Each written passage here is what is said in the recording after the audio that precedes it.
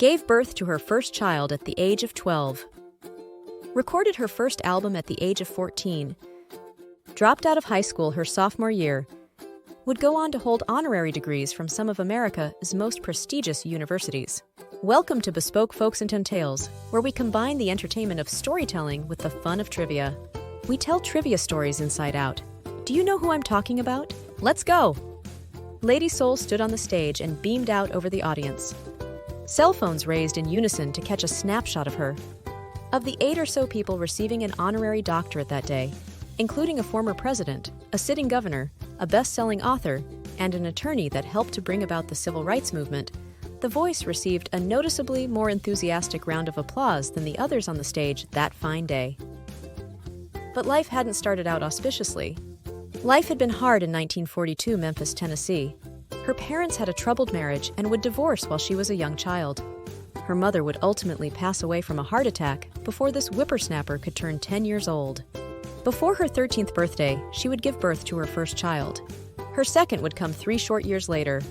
With all the turmoil in her youth, she would take refuge singing in the choir of the church where her father preached. Her father had his own silver tongue, and a long line of well-known figures would stop in to hear his sermons. Martin Luther King Jr., being one of those eminent visitors, it would kindle a friendship between the families that would last a lifetime. Our girl would later be remembered as the voice of Dr. King's protests and her songs made into anthems for the civil rights movement. She would later sing at the doctor's funeral. Sister Ree would be known for a great many other things in her lifetime, though. She would record 112 charted singles on the U.S. Billboard charts, including 73 Hot 100 entries. She would have 17 top 10 pop singles, 100 R&B entries, and 20 number 1 R&B singles. She would win 18 Grammy Awards and be the first female awarded into the Rock and Roll Hall of Fame. Not bad for a girl who wanted to be known for her gospels. On this particular day, she was accepting an honorary doctorate degree from Harvard University. But there would be other honorary degrees. From New York University and Princeton University, Yale and Brown, the University of Pennsylvania, and the University of Michigan. Even a Doctor of Law from Bethune-Cookman University. Of all the honorary titles she was given, one that ranked highest in her eyes was being named honorary godmother to another female singing force, Whitney Houston. But for us, this female powerhouse will live on in the souls of all with her well-known cover song, Respect.